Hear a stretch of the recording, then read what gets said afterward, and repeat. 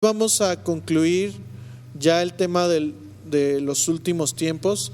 Discúlpenme, la última vez mi esposa me dijo: oye, fue mucho tiempo y fue mucha información. No es mi intención, y sé que puede haber dudas. Yo les quiero animar a algo.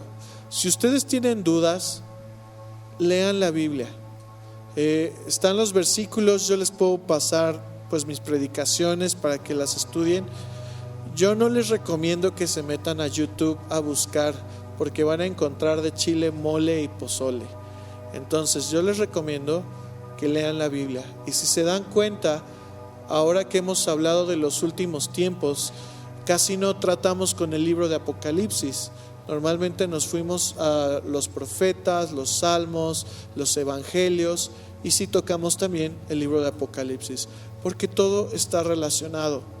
Y el tema de hoy, vamos a hablar acerca del milenio y vamos a cerrar con esto. Voy a tratar de que sea muy sencillo.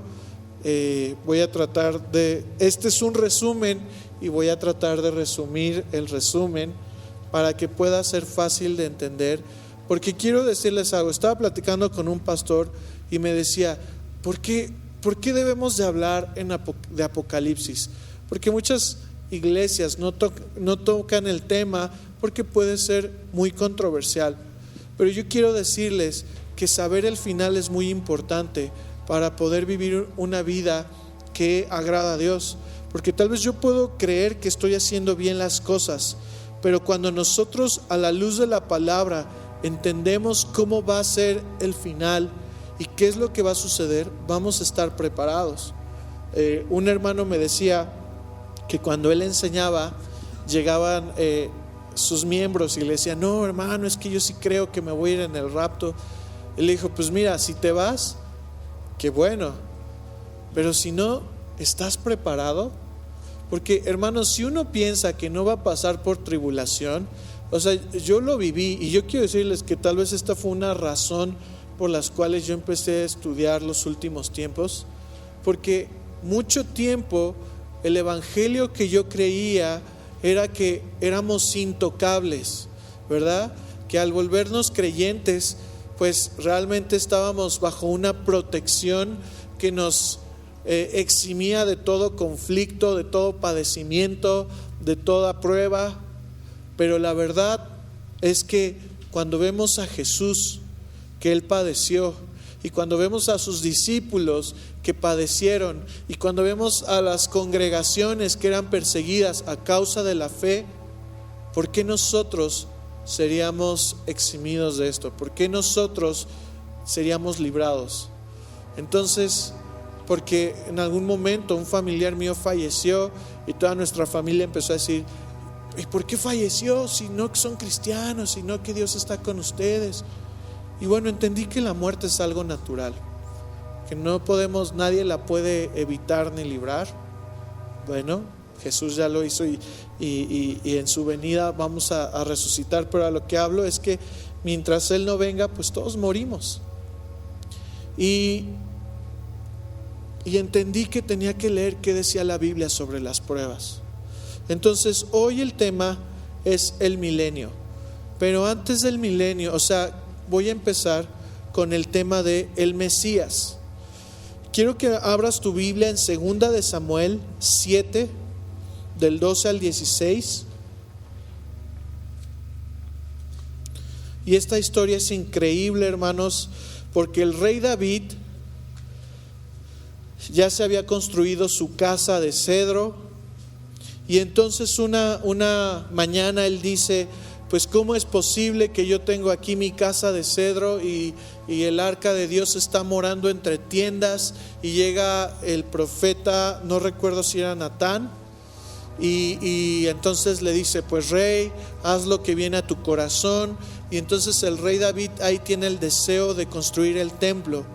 Y esa noche Dios le habla al profeta Natán y le da una palabra a David que hasta la fecha sigue cimentando, y fue la base de esta profecía del Mesías. Entonces, 2 de Samuel 7, del 12 al 16.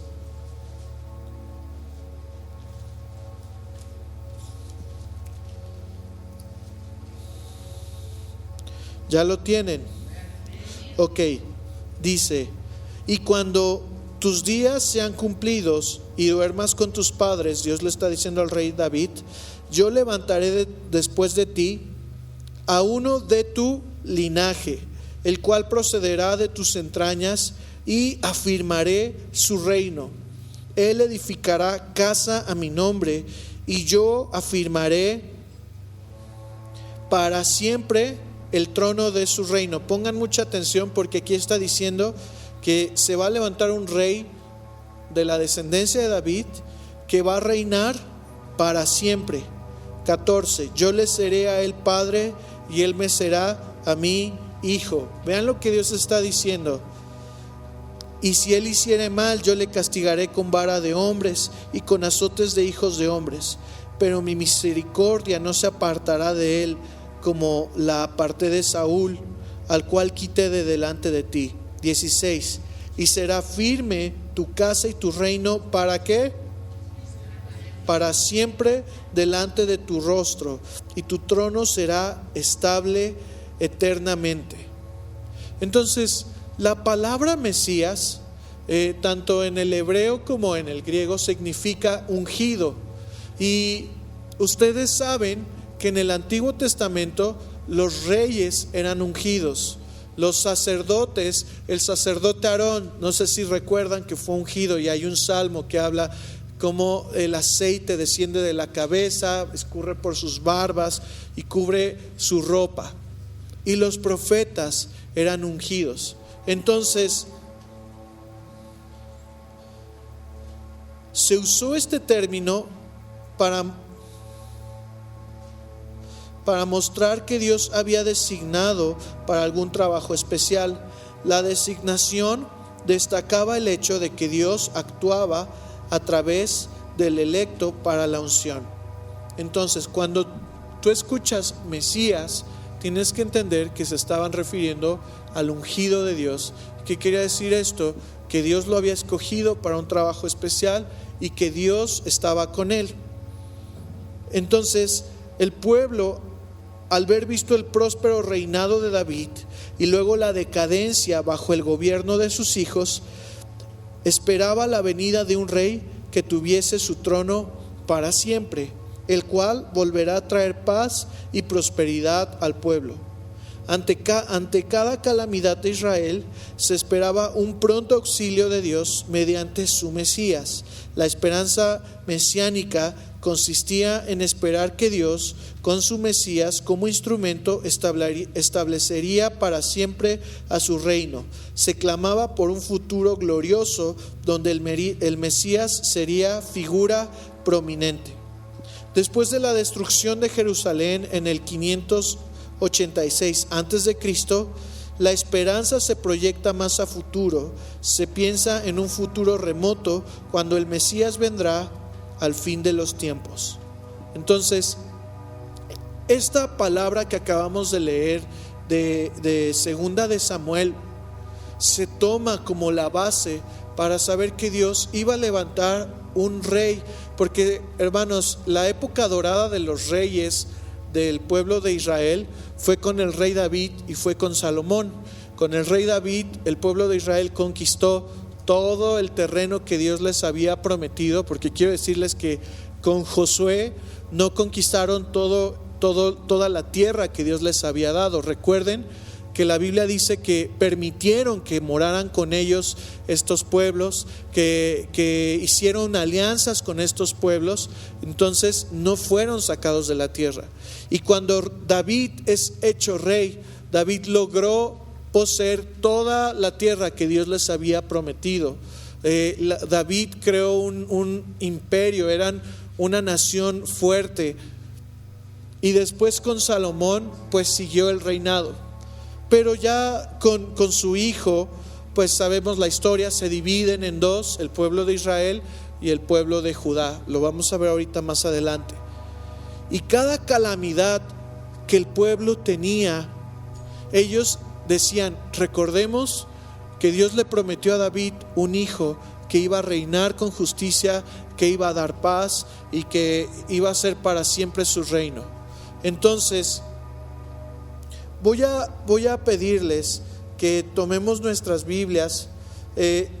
Voy a leer solo dos de todas las citas que tengo, y las demás se las voy a resumir, pero acompáñenme a Isaías 9 del 1 al 7.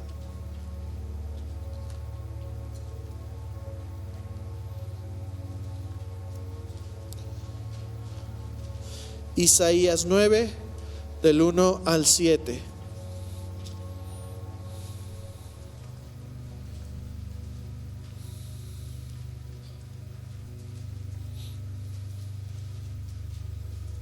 ¿Alguien lo tiene?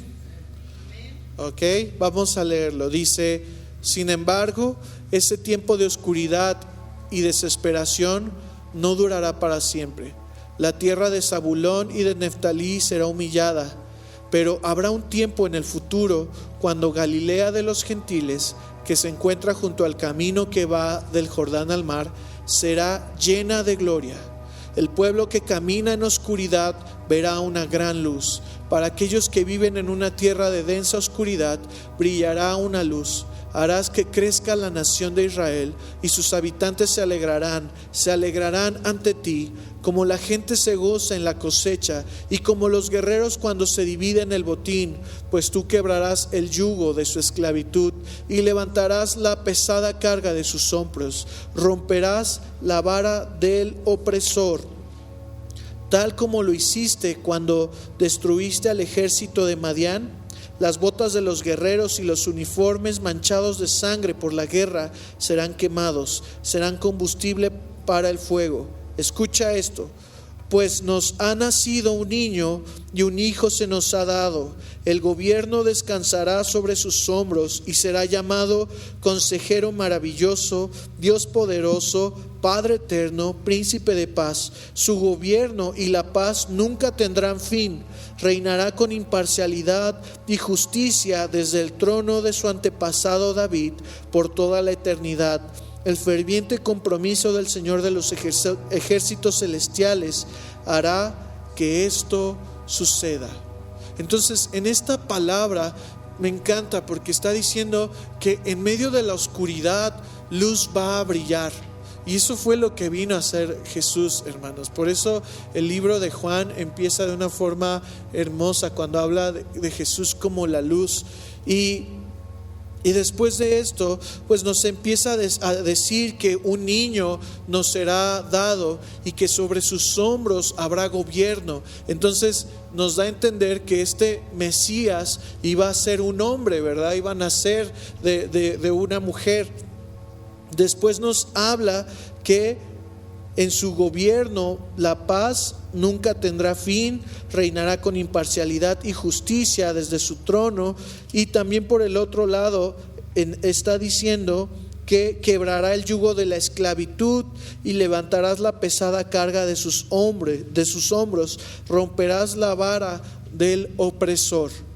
Entonces imagínate, cuando el pueblo de Israel, hablando de Judá y de Israel, eran oprimidos, porque sabemos que siempre el pueblo de Israel tuvo luchas con otros pueblos, con los filisteos. Recuerden la invasión de los babilonios, los asirios, hubo también con los griegos. En el tiempo de Jesús, ¿quiénes estaban?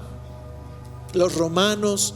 Entonces siempre habían vivido bajo esta opresión. Y saber que habría un Mesías que iba a quitar el yugo, y saber que habría un Mesías que los iba a liberar, se volvió esta esperanza en ellos.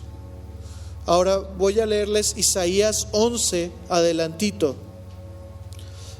Los demás versículos solo se los voy a explicar. Del tocón de la familia de David saldrá un brote. Sí, un retoño nuevo que dará fruto de la raíz vieja. Y el Espíritu del Señor reposará sobre él, el Espíritu de sabiduría y de entendimiento, el Espíritu de consejo y de poder, el Espíritu de conocimiento y de temor del Señor. Él se deleitará en obedecer al Señor. No juzgará por las apariencias, ni tomará decisiones basadas en rumores. Hará justicia a los pobres y tomará decisiones imparciales con los que son explotados. La tierra temblará con la fuerza de su palabra y bastará un soplo de su boca para destruir a los malvados. Llevará la justicia como cinturón y la verdad como ropa interior. En ese día el lobo y el cordero vivirán juntos y el leopardo se echará junto al cabrito. El ternero y el potro estarán seguros junto al león. Y un niño pequeño los guiará a todos.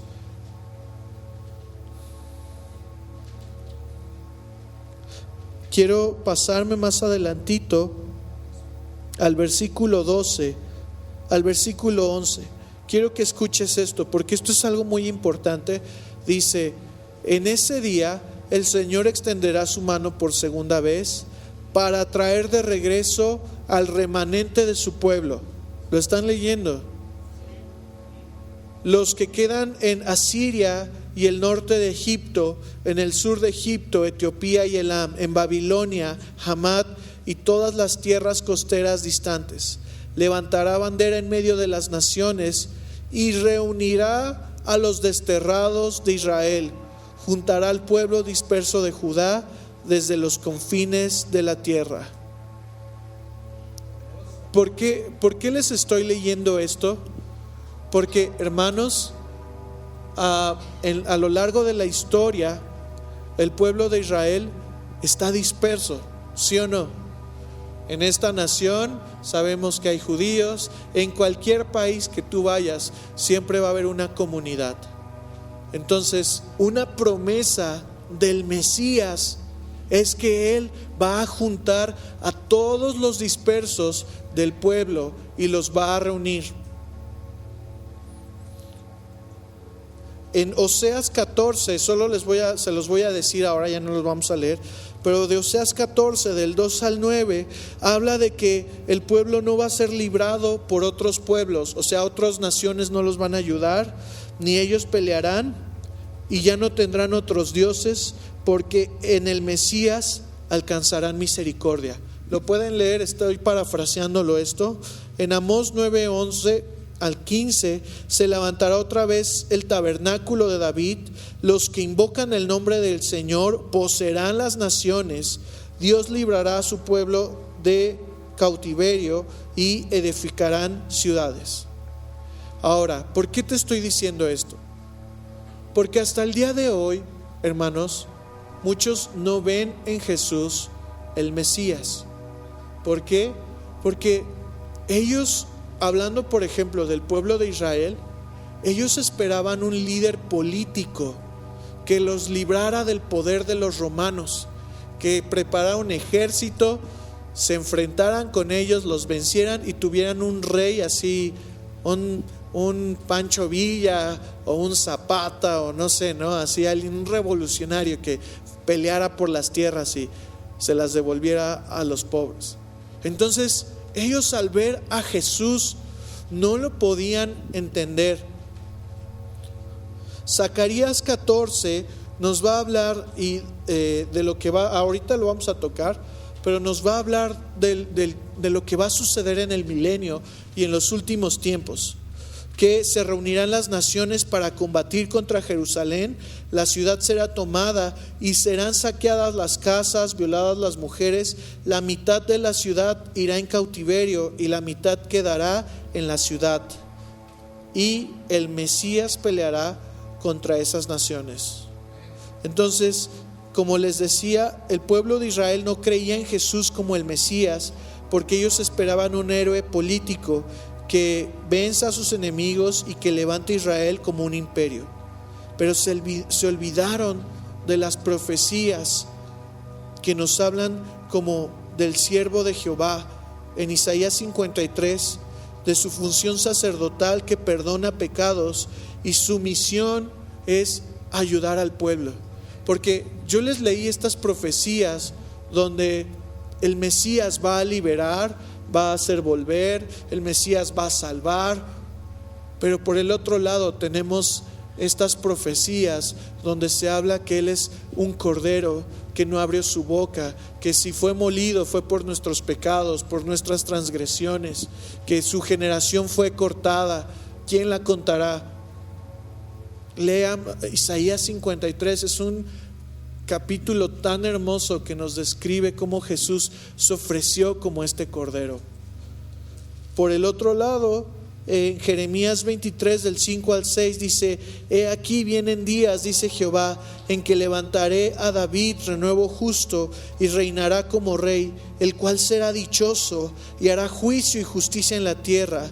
En sus días será salvo Judá, Israel habitará confiado, y este será su nombre, el con el cual le llamarán Jehová justicia nuestra. Jeremías 33, 8: y los limpiaré de toda su maldad con que pecaron contra mí, y perdonaré todos sus pecados con que contra mí pecaron y contra mí se rebelaron. ¿Quién es el que puede perdonar nuestros pecados? Jesús. Y esta parte la olvidaron su pueblo. Olvidaron que, por eso no sé si recuerdan que cuando Jesús le dice a un paralítico: tus pecados te son perdonados, al que entró por el techo, que sus amigos lo bajaron y había fariseos, y Jesús le dice: tus pecados te son perdonados. Y todos los fariseos empiezan a decir: pues ¿quién es este que puede perdonar pecados? Es una blasfemia, solo Dios perdona pecados. Y Él les dice: ¿qué es más fácil? ¿Decirle tus pecados son perdonados? ¿O decirle: toma tu lecho, toma tu camilla y anda? Y en el momento se levanta el hombre, toma su camilla y todos glorifican a Dios y se sorprenden porque sabían que Dios estaba con Jesús y Él tenía y tiene la capacidad de perdonar pecados. Pero hermanos, a nosotros es algo muy claro porque lo hemos predicado muchas veces, porque lo has oído, lo cantas, pero esto era algo totalmente nuevo en ese tiempo. Esto rompía su estructura de cómo se debía de vivir, porque ellos vivían bajo leyes, ellos vivían bajo ojo por ojo, diente por diente. A veces nosotros vivimos así, ¿verdad? Si tú me la haces, me la pagas. ¿No? Hay un dicho, ¿no?, que dicen, ahora la bebes o la derramas, ¿no? Como diciendo, ni modo. Y Jesús, que nos dice: ama a tu enemigo, perdona a los que te ofenden, ve una milla extra. Al que te pida tu capa, dale la otra, ¿no? Le dice: dale dos. Hermanos, esto es una explosión mental, porque Jesús vino a romper los paradigmas de la ley. Y Él, antes de venir, para Él hubiera sido facilísimo vencer a los romanos, ¿sí o no? Él pudo, cuando vienen por Jesús y sacan sus espadas, Pedro, y les dice: guarden sus espadas, yo puedo mandar a llamar una legión de ángeles que me defienda. Él tenía el poder para hacerlo, pero antes de venir, de salvarnos de los enemigos físicos, Él tenía que salvarnos de la muerte. Él tenía que salvarnos de nuestros pecados. Porque ¿sabes qué? La sangre de toros, la sangre de animales no es suficiente para nuestro perdón. No podemos pagar el perdón de Dios. Tú, por más que tengas en tu cuenta de banco, por más buena persona que tú creas que seas, no puedes pagar el perdón de Dios. Y necesitábamos un Salvador. Y necesitábamos un Cordero santo, sin mancha. Y Jesús vino como Cordero. ¿Sabes que lo quisieron en algún momento hacer rey? La Biblia nos dice, quiero que me acompañes a Juan 6:15. Después de que Jesús hace un milagro de multiplicación,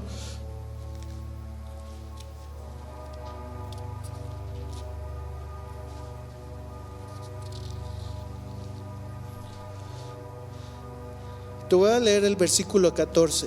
La gente, al ver la señal milagrosa que Jesús había hecho, exclamó: no hay duda de que es el profeta que esperábamos. Cuando Jesús vio que estaban dispuestos a hacerlo rey a la fuerza, se escabulló hacia las colinas él solo. Cuando la gente ve este milagro de multiplicación, dicen: Él es el Mesías, Él es el que esperábamos, Él es el que puede hacer estas cosas asombrosas. Y Él huyó. Él pudo haber dicho: siempre he estado aquí, para eso estoy, pueblo, ¿sí o no?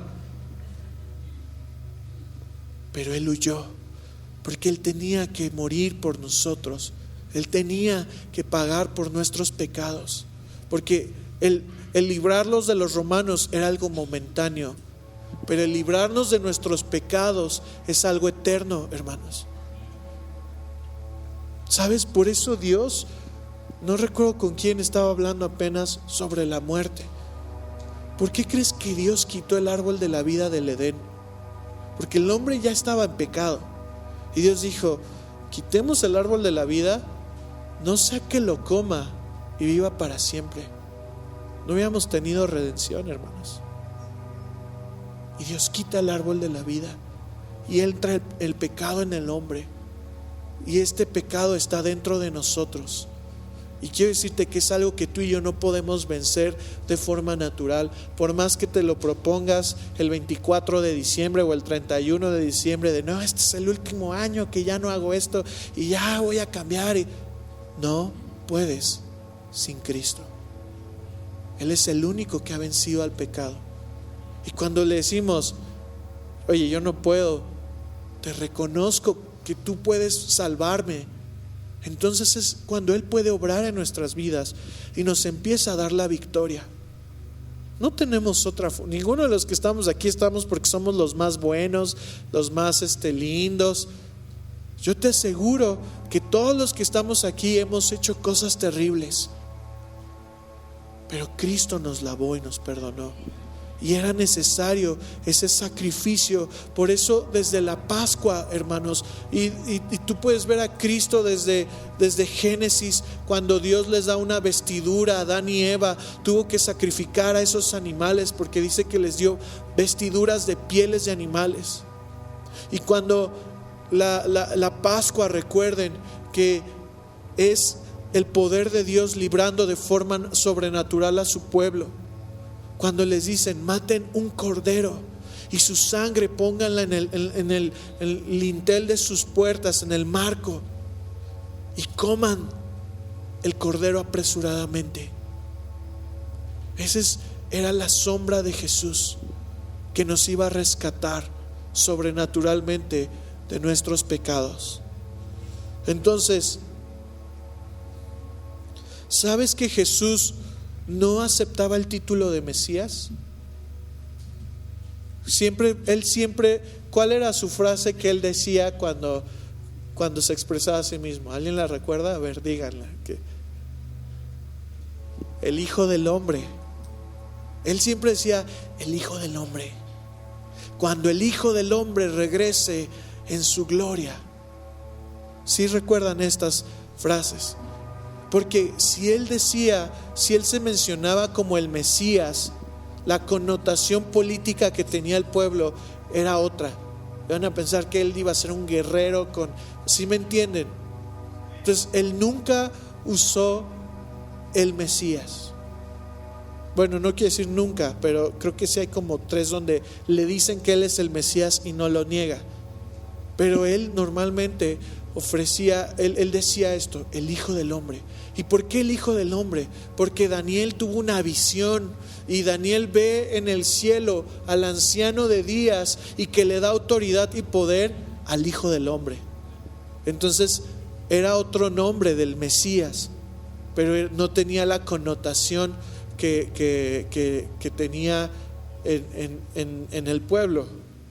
Y es como aquí, no sé, bueno, les voy a decir algo que nos dice Víctor. ¿Se acuerdan de Víctor y Judith? ¿Sí lo recuerdan?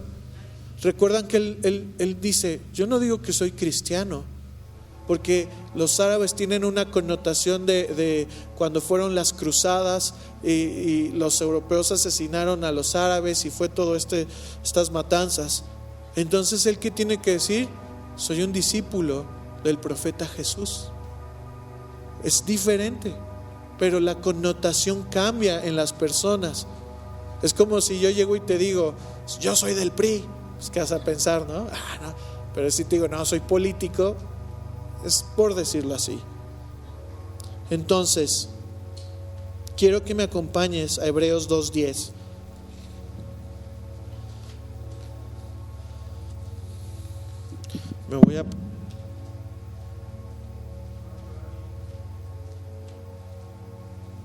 Para mi defensa, la última vez, cuando vi mi celular, ya era tardísimo, ya aquí lo tengo más temprano.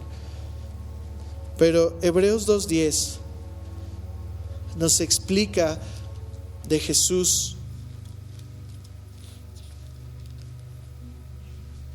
Dice, estoy usando la Nueva Traducción Viviente. Dios, para quien y por medio de quien todo fue hecho, eligió llevar a muchos hijos a la gloria. Convenía a Dios que mediante el sufrimiento hiciera a Jesús un líder perfecto, apto para llevarlos a la salvación.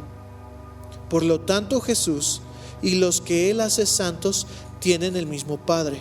Por esa razón, Jesús no se avergüenza de llamarlos sus hermanos, pues le dijo a Dios: anunciaré tu nombre a mis hermanos, entre tu pueblo reunido te alabaré.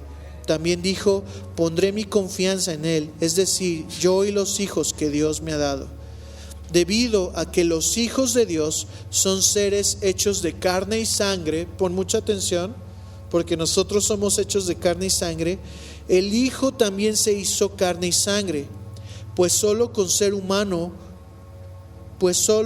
ser humano podía morir, y solo mediante la muerte podía quebrantar el poder del diablo, que tenía el poder sobre la muerte. Únicamente de esa manera el Hijo podía liberar a todos los que vivían esclavizados por temor a la muerte. ¿Cuál era la única forma en que Jesús podía librarnos? Él muriendo. Ahora, hermanos, hay algo bien básico. La Biblia dice que la paga del pecado, ¿qué es? El detalle es que Jesús fue sin pecado. Jesús ha sido el único hombre sin pecado. Por eso la Biblia dice que la muerte no le pudo retener. La muerte no lo pudo retener. Y Él resucita y vence a la muerte. Y nos da la esperanza de tener una nueva vida en Él. Porque antes estábamos esclavos a nuestros pecados. Antes tú decías, no, es que yo ya no quiero, ya no quiero mentirle a mi familia. Y ibas y presentabas tu ofrenda y decías, perdóname Dios porque mentí a mi familia, pero aquí está mi ofrenda. Y quemaban el sacrificio, pero eso no te limpiaba. Y siempre eran las mismas luchas.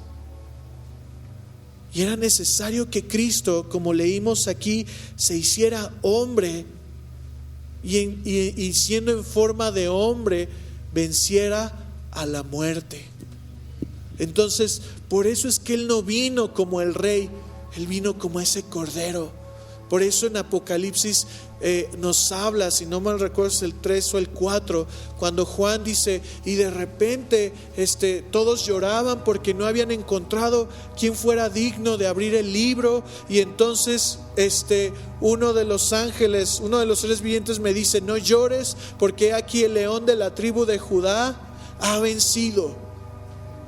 Y de repente dice, y miré y vi como un cordero inmolado. Y al decir inmolado es degollado.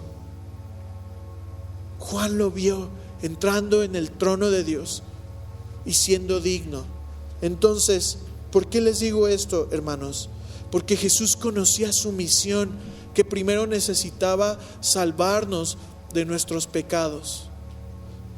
Pero muchos no lo vieron como el Mesías porque ellos esperaban un rey, porque ellos esperaban que llamara a de todos los confines de la tierra, a los dispersos, porque ellos esperaban que Él hiciera justicia de sus enemigos, porque y hasta la fecha tú puedes oír a gente que te va a decir esto, que Jesús no es el Mesías porque no cumplió con estas cosas. Ok, entonces quiero hablarte de algo que sucedió. Hoy en día muchos te van a decir que el pueblo de Israel no es el pueblo escogido por Dios. O sea, lo que conocemos como Israel, por todos los cautiverios que ha habido, que pues es un grupo de personas normales y que hasta ahí, ¿no? Y que se perdieron. Tenemos que ver en la historia qué ha pasado con el pueblo de Israel, y te lo voy a resumir. ¿Recuerdan que después de Salomón peca y se desvía, tuvo como 1000 mujeres? ¿Sí recuerdan eso, verdad? Eso sí no se nos olvida. Tuvo 1000 mujeres, tuvo muchos caballos y se desvía totalmente de Dios, y en sus últimos días termina adorando a otros dioses. Y Dios le dice a Salomón que le va a quitar, pero por amor a David su siervo iba a conservar el reino de Judá. Entonces uno de sus siervos, llega un profeta y le da esta profecía y le dice: tú vas a llevarte estas 10 tribus y las otras 2 por amor a David se van a quedar. En el reinado de su hijo Joroam, sí, ¿verdad? Roboam, gracias. Y el otro era Jeroboam. Ok, está esta clase también. Roboam, cuando se hace rey, el pueblo viene con él y le dice: oye, Roboam, pues aligéranos la carga, tu papá fue un hombre muy duro, nos puso muchos impuestos y tú vas a ser el nuevo rey, bájanos la carga. Y para no hacerla más largo, Roboam les dice: pues miren, si mi papá era duro, yo voy a ser más duro que mi papá. Entonces el pueblo le dice: ¿sabes qué? Pues nosotros no tenemos nada con tu casa, y se dividen las 10 tribus y solo queda Judá y Leví juntas. Y entonces se llama el reino de Israel y el reino de Judá. Pero Jeroboam pecó en extremo, porque como él dijo: es que la iglesia o el tabernáculo está en Judá, pues cuando vayan a adorar, pues otra vez van a querer ser parte del reino de Judá. ¿Y sabes qué fue lo que hizo? 2 becerros de oro, como había pasado en el desierto, que habían construido unos becerros de oro y que habían dicho que estos los habían sacado de Egipto. Pues él los construyó, y no recuerdo si uno estaba en el monte de Samaria y otro en Betel. Y entonces les dijo a las 10 tribus: ahora ustedes van a venir a adorar aquí a estos ídolos. Y levantó sacerdotes de entre la gente, y para Dios fue algo realmente, pues, un pecado grande, a tal que borró toda la descendencia de Jeroboam. Esta nación Samaria o Israel siguió pecando, se desvió mucho más que Judá, aunque Judá se desvió, pero al final son hechos cautivos. Y escucha esto: son llevados cautivos por el rey de Asiria. Esto lo puedes encontrar, te voy a decir dónde lo vas a encontrar, en Segunda de Reyes 17, después lo puedes leer. Pero son llevados cautivos, y ahí, hermanos, es donde se dice que se pierden estas 10 tribus, porque nunca más volvieron a regresar a lo que era Samaria. Al contrario, Samaria fue repoblado por árabes, por diferentes culturas, y ahí lo pueden leer en 2 de Samuel 17. Después de esto, el pueblo de Judá cae con los babilonios y es llevado cautivos, pero ellos regresan después de 70 años y ellos continúan. Entonces, una de las profecías más grandes del Mesías es que Él va a reunir a las 12 tribus de nuevo.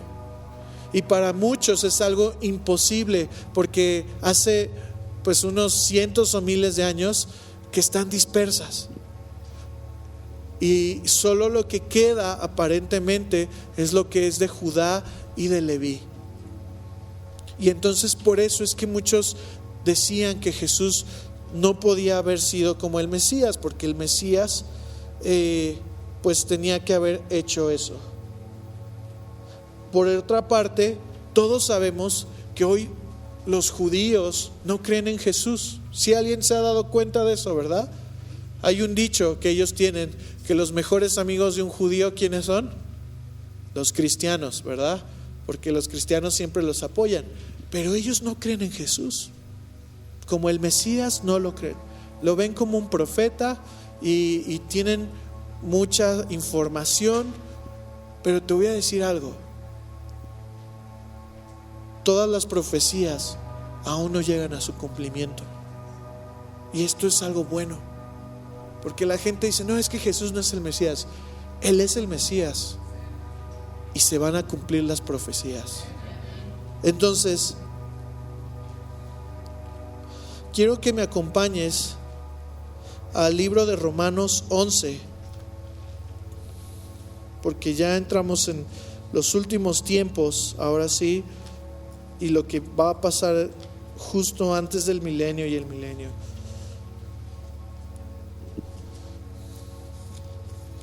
Romanos 11, y yo te recomiendo mucho que puedas leer Romanos 11 para entender la situación de los judíos, porque Pablo dice que Dios permitió que su corazón se endureciera para que los gentiles tuviéramos la gracia de Dios.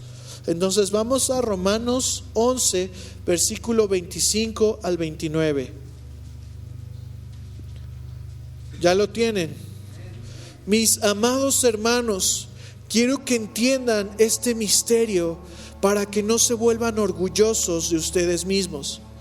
Parte del pueblo de Israel tiene el corazón endurecido, pero eso solo durará hasta que se complete el número de gentiles que aceptarán a Cristo. Y entonces, ¿qué dice? Todo Israel será salvo.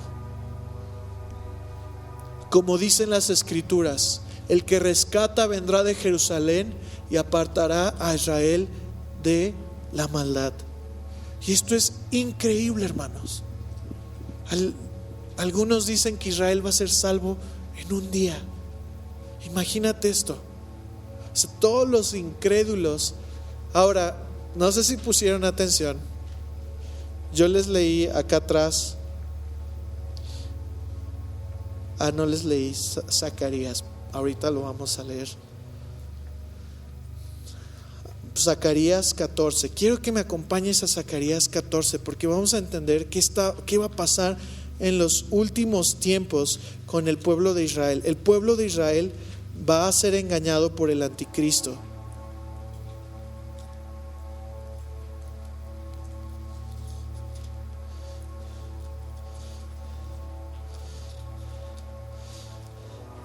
Zacarías 14, ¿ya lo tienen?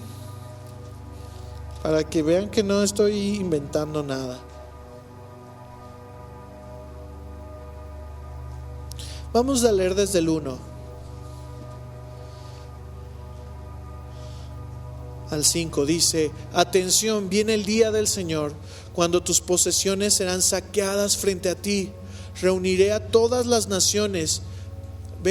¿Reunirá a quién? Para que peleen contra quién. Contra Jerusalén. Todas las naciones van a ir y van a pelear contra Jerusalén. La ciudad será tomada, las casas saqueadas y las mujeres violadas. La mitad de la población será llevada al cautiverio y el resto la dejarán entre las ruinas de la ciudad. Imagínate esto.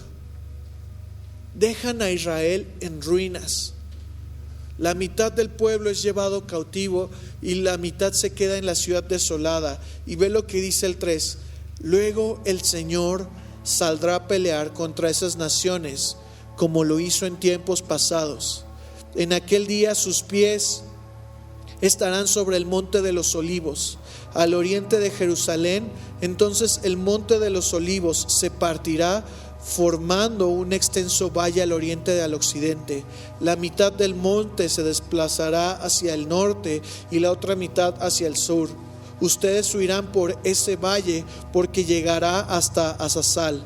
Así es, huirán como lo hicieron durante el terremoto en los días de Usías, rey de Judá.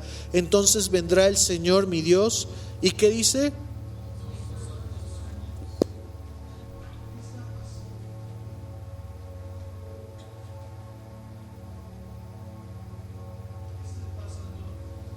¿Qué está pasando aquí? El pueblo de Jerusalén va a sufrir igual que nosotros. Por eso Jesús les dice: cuando vean la abominación desoladora, si estás en la azotea, no bajes. Si huye al bosque, no regreses por tu capa. Y dice: ay de las que estén en cinta, porque va a venir una persecución en Jerusalén muy fuerte, hermanos, no solo a los creyentes. Y cuando sea el momento, cuando ellos creen que ya van a ser destruidos totalmente, Jesús va a aparecer sobre el monte de los olivos, Él solo. Ahí no vamos a estar nosotros con Él. Él solo va a salvar a su pueblo. Lo que leemos es que el monte de los olivos se va a abrir, va a haber un valle por donde ellos van a poder huir, y Él va a pelear contra las naciones. Y en ese día el pueblo de Israel, al ver a su Salvador literalmente salvándolos de la muerte, van a creer en Él en un solo día.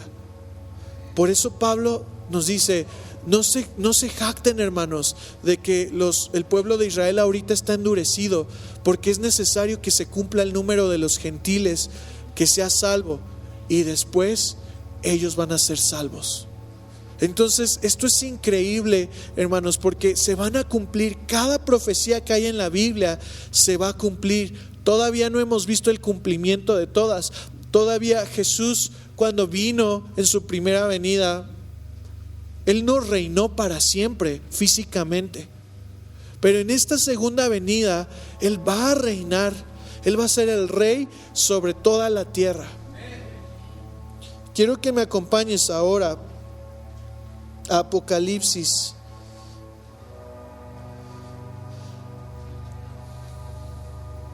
Apocalipsis 20, por favor.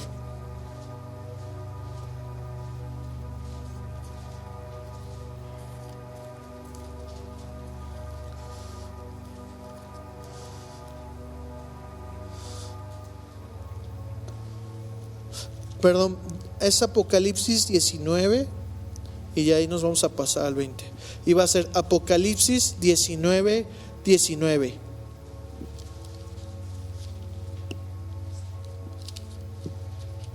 Recuerdan que dice que Él va a librar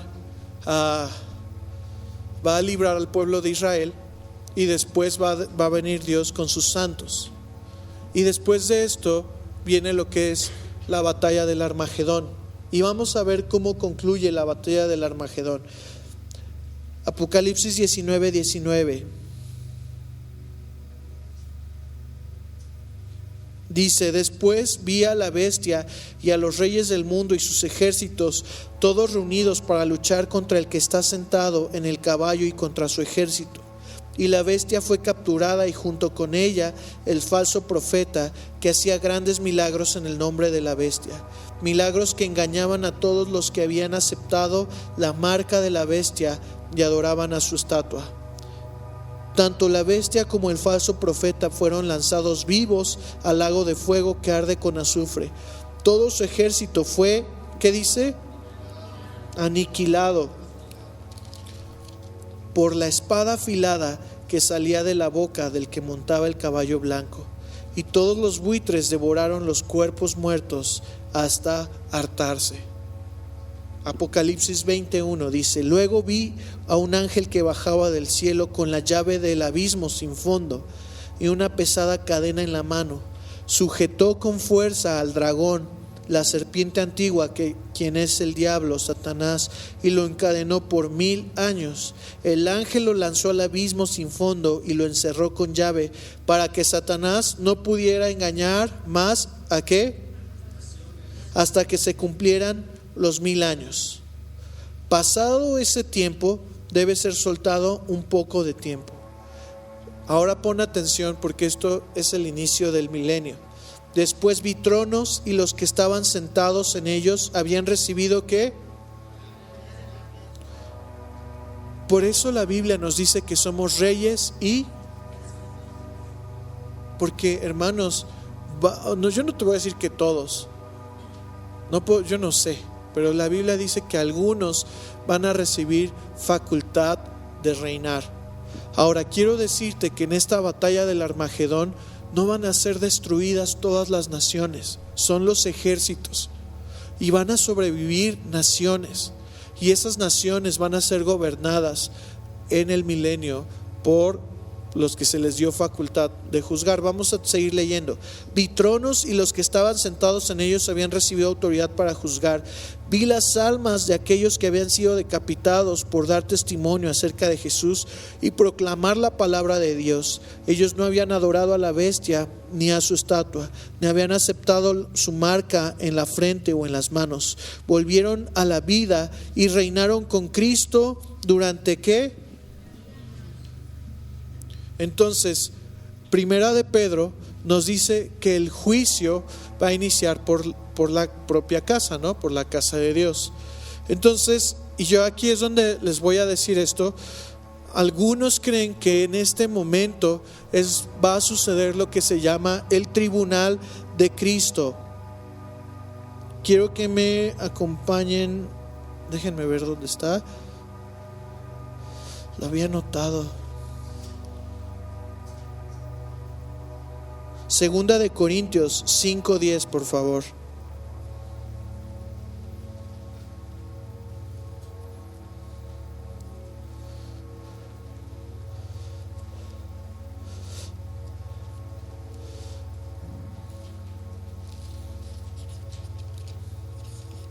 ¿Ya lo tienen? Ok, dice así: pues todos tendremos que estar delante de Cristo para ser juzgados. Cada uno de nosotros recibirá lo que merezca por lo bueno o lo malo que haya hecho mientras estaba en este cuerpo terrenal. La Reina Valera, ¿alguien lo puede leer así con voz fuerte? Adelante. Porque es necesario que todos nosotros comparezcamos ante el tribunal de Cristo, para que cada uno reciba según lo que haya hecho mientras estaba en el cuerpo, sea bueno o sea malo. Entonces la Biblia nos dice que vamos a comparecer delante de Cristo, hermanos. Muchos afirman que aquí es donde va a suceder el tribunal de Cristo. ¿Por qué? Porque a algunos se les va a dar la facultad de reinar, otros simplemente van a ser salvos y van a estar en ese momento. Quiero que me acompañes ahora un poquito atrás. Primera de Corintios 3, del 13 al 15. Ya estoy por terminar. ¿Lo tienen? Dice: pero el día del juicio el fuego revelará la clase de obra que cada constructor ha hecho. El fuego mostrará si la obra de alguien tiene algún valor. Si la obra permanece, ese constructor recibirá ¿qué? Una recompensa. Pero si la obra se consume, el constructor sufrirá una gran pérdida. El constructor se salvará, pero como quien apenas se escapa atravesando un muro de llamas. O sea, hermanos, no todos van a reinar, no todos van a tener, no vamos a tener las mismas glorias. Y no es porque, pues yo fui pastor tanto tiempo. No, hermanos, aquí la Biblia es clara por nuestras obras, por cómo hayamos vivido delante de Dios. La salvación no es por obras, ¿verdad? Es un regalo. Pero después de ser salvos, Dios nos va a juzgar cómo vivimos esa salvación. ¿Qué tanto nos esforzamos en agradar a Dios? Y aquí Pablo está diciendo que el fuego, en el día del juicio, el fuego va a probar nuestras obras. Y yo quiero que te acuerdes que en Apocalipsis 1 describe a Jesús con ojos como ¿qué? Como llamas de fuego. porque sus ojos van a poder examinar. O sea, no sé si te acuerdas de lo que te leí en Isaías 11, que habla que Él va a hacer los juicios. O sea, no sé, ni siquiera tengo las palabras para decirlo, pero todos sus nombres, como el justo, el que va a juzgar sin oír rumores. O sea, su juicio va a ser tan recto que no vamos a poder decir nada. Y en ese momento ya no vamos a poder cambiar nada. Por eso importa cómo vivimos. Por eso importa lo que tú haces en lo secreto y que nadie ve, porque Dios sí lo ve. Y vamos a rendir cuentas delante de Él de todas esas cosas.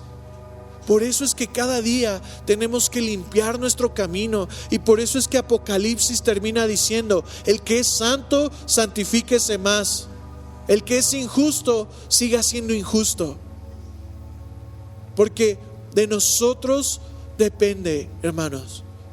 Al final aquí en Corintios dice: ok, el que al ser probado por el fuego, pues no tuvo ninguna recompensa, será salvo. Pero será salvo como el que se salva de un incendio. ¿Qué pasa con las personas que de repente su casa se incendia, se quedan sin nada? Están vivos, pero se quedan sin nada. Y así va a suceder. Entonces,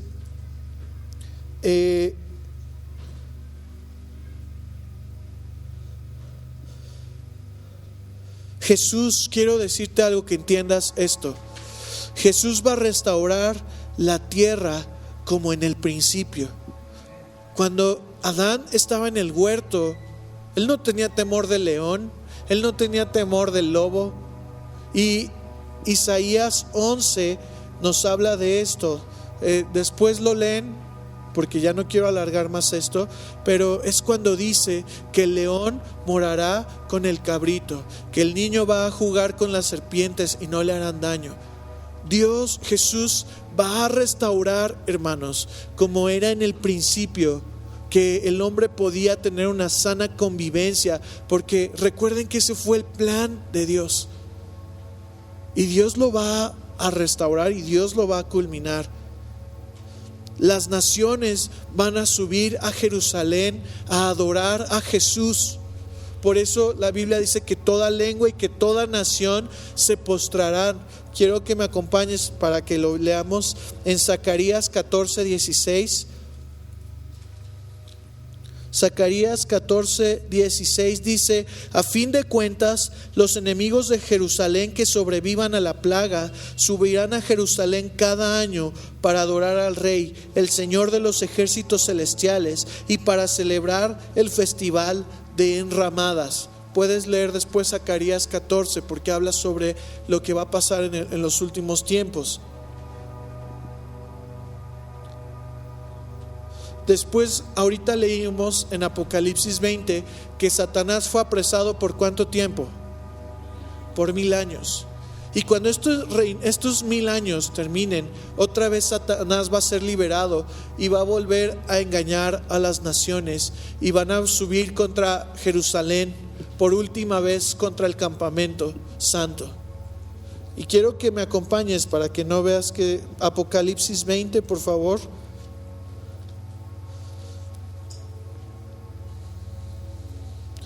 Apocalipsis 27 dice: cuando se cumplan los 1000 años, Satanás será liberado de su prisión. Saldrá para engañar a las naciones, llamadas Gog y Magog. Por todos los extremos de la tierra las reunirá todas para la batalla. Un poderoso ejército tan incalculable como la arena de la orilla del mar. Y los vi cuando subían por toda la anchura de la tierra y rodeaban al pueblo de Dios y a la ciudad amada. Pero cayó fuego del cielo sobre el ejército que atacaba y lo consumió. Después el diablo que los había engañado fue lanzado al lago de fuego que arde con azufre, donde ya estaban las bestias y el falso profeta. Allí será atormentados día y noche por siempre jamás. 11. Vi un gran trono blanco y al que estaba sentado en él.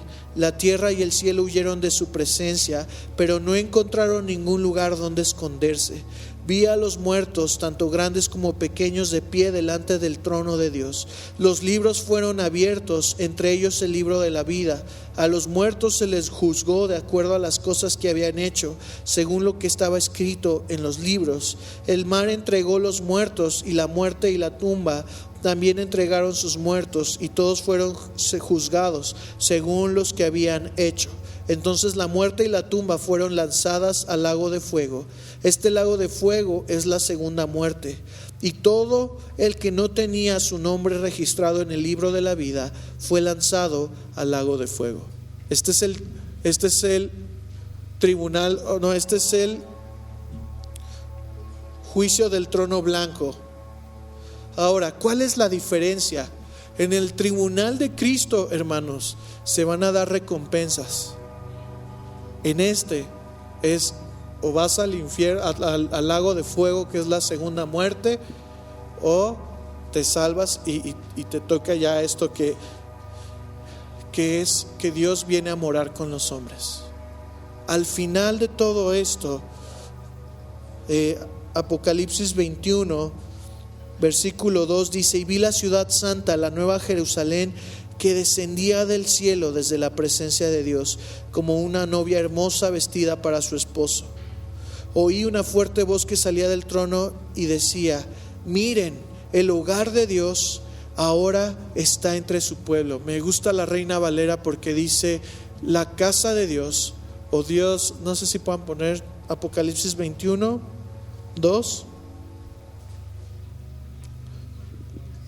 A ver, ¿lo pueden leer en voz fuerte?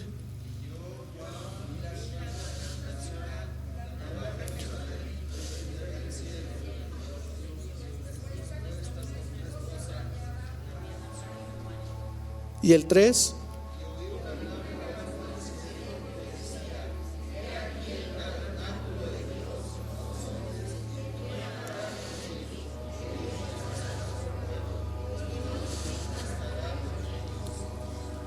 Hermanos, Dios mismo va a estar con nosotros. O sea, esto es importante conocer el final. Es importante. Si te das cuenta, yo no te estoy hablando de lo que dicen teólogos, yo te estoy diciendo la pura Biblia. Y no solamente te estoy leyendo Apocalipsis, te estoy leyendo lo que dicen los otros libros. Ahora, yo no estoy diciendo que mi versión es la verdad. O sea, que es como van a suceder las cosas. Puede haber variaciones, pero al final estos puntos son los importantes. La nueva Jerusalén va a descender y Dios va a morar con los hombres. Va a estar, dice que ya no vamos a tener necesidad de sol, porque la gloria de Dios va a iluminar la tierra. Y son esas profecías las que todavía no hemos visto el cumplimiento, pero se van a cumplir. Y esto nos debe de dar la responsabilidad de vivir con temor y de no desviar nuestro corazón. Si hay algo que es importante de conocer los últimos tiempos, no es ser sabelotodos, hermanos. No es que, pues sí, yo sé qué va a pasar. No, es que haya temor en nuestro corazón. Que no seamos como las vírgenes insensatas que se durmieron, que se apagaron sus lámparas, que no tenían aceite, sino que podamos ser como las vírgenes que estaban esperando la venida del novio, que tenían aceite, que tenían sus lámparas encendidas, que cuando estemos delante de Dios digan: siervos, son dignos de tener vestiduras blancas, son dignos de ser, de reinar conmigo. Imagínense esto, o sea, tiene que haber esta motivación en nuestro corazón, porque quiero decirte algo. Es lo único que nos puede hacer permanecer en medio de las pruebas. Cuando tú estés pasando en las pruebas y cuando tú estés en medio de las dificultades, el saber que Cristo, nuestra esperanza, va a regresar y que Él nos va a recompensar, y que lo que ahora estemos padeciendo en ese momento va a ser glorioso, es lo que nos va a sostener para las pruebas. no te va a sostener tu ministerio. No, es que yo soy pastor y tengo que seguir pastoreando y pues ni modo. Eso no nos sostiene, hermanos. Nos sostiene la esperanza de gloria. Termino con esto.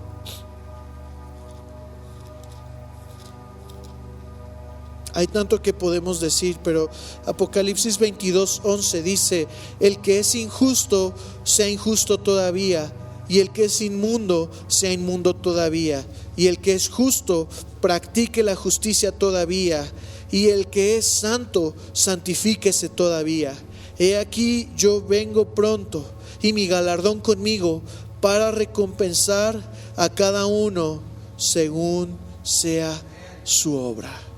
Así termina Apocalipsis, animándonos a seguir santificándonos, animándonos a seguir siendo justos, animándonos, hermanos, a que actuemos bien, a que no nos desanimemos con la fe. Esto es lo importante de los últimos tiempos. Nuestro corazón debe de arder por Él. Hay cosas que están veladas, que no vamos a entender hasta que Jesús venga. Yo te digo sinceramente, yo no sé si el tribunal de Cristo y el estar ante el trono blanco, el juicio del trono blanco, sean el mismo o van a ser diferentes, pero tenemos que entender qué es lo que va a suceder, y tenemos que entender que todo lo que ahorita tú siembras, aunque nadie lo ve, Dios te lo va a recompensar. Tenemos que tener esto claro, porque a veces, por eso Jesús nos dijo: hagan tesoros, ¿en dónde? En el cielo, donde ni el orín ni la polilla corrompen, donde los ladrones no minan, roban ni hurtan, ¿no? Tenemos que hacer tesoros en el cielo. Tenemos que vivir con una mirada eterna en Cristo Jesús, puesta nuestra mirada en Él. Porque, hermanos, si nuestra vida, ¿qué pasa si ahorita, en este momento, te empieza a ir mal, económicamente hablando? ¿Dios deja de ser Dios? Yo quiero decirles algo. O sea, si mi esperanza o mi mayor éxito fuera ver este lugar así hermoso y lleno de gente, tal vez podría desanimarme y decir: ay no, pues vamos bien mal. Pero eso no es. ¿Sabes qué? Y yo se los digo, hermanos, y no sé si han puesto atención, pero algo que yo espero de esta iglesia, no, si Dios nos da crecimiento, gloria a Dios, pero lo que yo deseo es que seamos la iglesia que Jesús espera, la iglesia por la que Él entregó su vida, la iglesia por la que Él se sacrificó. Que podamos ser esa iglesia, que cuando lo veamos podamos alzar nuestra cabeza y gozarnos y decir: nuestro tiempo ha llegado. Y no avergonzarnos y decir: híjole, no, es que si era verdad. Yo no te voy a convencer de nada, yo te quiero animar, porque el ser cristiano no es solo ser aquí. El ser cristiano es en nuestra casa, el ser cristiano es en la calle. Y es difícil, hermanos, el camino es angosto, pero hay recompensas, pero vale la pena. Todo lo que tú siembres, todo lo que tú hagas por tu prójimo, todo lo que tú tengas misericordia por el débil. Por eso Jesús dice en Mateo 25: cuando me vestiste, cuando me fuiste a ver cuando estaba enfermo, cuando estaba preso en la cárcel. Y le va a decir: pero Jesús, ¿cuándo te di de comer? Por cuanto se lo hiciste a uno de estos pequeños, me lo hiciste a mí. Hermanos, eso es lo que importa. Eso es lo que vale la pena. Vivir como a Cristo le agrada. No es tantas reuniones, no es títulos, ¿verdad? Qué bueno, yo les quise, nosotros estamos dando estos diplomas como un reconocimiento y algo que te motive. Pero no es porque ya tengo el diploma ya. No. Es que mi corazón arda por Cristo. Que nuestro corazón no se apague con las pruebas, que nuestro corazón no se enfríe con la rutina, hermanos. Porque recuerden que Jesús dijo que en los últimos tiempos la gente va a tener comezón de oír. y se van a desviar de la verdad. Tenemos que mantener nuestras lámparas encendidas. Tenemos que tener aceite, hermanos. Tenemos que ser una iglesia que ora. Tenemos que ser una iglesia que ayuna. Eso es lo que importa, no cuántos somos, no cómo es nuestro edificio. Lo que importa es que estemos buscando al Señor, que estemos lavando nuestras vestiduras, que, hermanos, nos arrepintamos de nuestros pecados. Si tú estás pecando, arrepiéntete, estás a tiempo. Hay misericordia y está el trono de la gracia. Eso es lo que hace un creyente. Yo los quiero animar y yo quiero que nos pongamos en pie y vamos a orar. Y, hermanos, yo les digo que por mucho, esta es la primera vez que yo comparto de los últimos tiempos, o sea, hablando de estas sesiones que he tomado. Nunca antes había tomado esto, porque mi intención no es llenarlos de conocimiento. Yo no quiero que nos creamos sabelotodos de que, ay, sí, yo sé qué va a pasar y la bestia ahí. O sea, no. ¿Cuál es la razón de conocer todo esto? Que tenemos que estar listos para su venida, que vamos a ser probados, que vamos a pasar por tribulación, pero que Él está con nosotros y que todo lo que hayamos sembrado Él lo va a recompensar. Padre, aquí estamos, Señor, somos tu iglesia. Señor, no somos perfectos. Señor, tú conoces nuestro corazón y tú conoces nuestras fallas. No hay nada que te podamos ocultar, Señor. Y, Señor, solo queremos ser agradables a ti, Señor. No queremos poner nuestra confianza en lo que tenemos, lo que sabemos o lo que somos, sino que nuestra única confianza sea mirarte a ti, Jesús. Nuestra única confianza sea saber que hemos sido perdonados por tu sacrificio. Señor, que podamos ser una iglesia que tiene sus lámparas encendidas. Que podamos ser una iglesia, Señor, que somos justos y que te agradamos a ti, Señor. Líbranos de poner nuestra mirada en las cosas del mundo. Líbranos de hacernos amigos del mundo, Señor, porque tu palabra dice que el que se hace amigo del mundo se constituye enemigo de Dios. Señor, queremos agradarte a ti, Señor, y sigue trabajando en nosotros. Sigue purificándonos, sigue santificándonos, Señor, como leíamos, el que es santo, santifíquese más. Señor, que podamos seguir creciendo en conocerte. Señor, danos la gracia para caminar contigo todos los días de nuestra vida. Que, Señor, podamos pelear la buena batalla de la fe, que podamos correr con paciencia la carrera. Y si un día, Señor, cuando muramos, podamos ser dignos, Señor, de recibir esas vestiduras blancas, que seamos dignos de recibir esas coronas, Señor. Danos la gracia para nunca apartarnos de ti. No permitas que nuestro corazón se enfríe. No permitas que nos apartemos de ti por incredulidad, Señor. No permitas, Señor, que nos ofendamos unos a otros, sino que siempre podamos seguir tus pisadas. En tu nombre, Señor Jesús. Amén.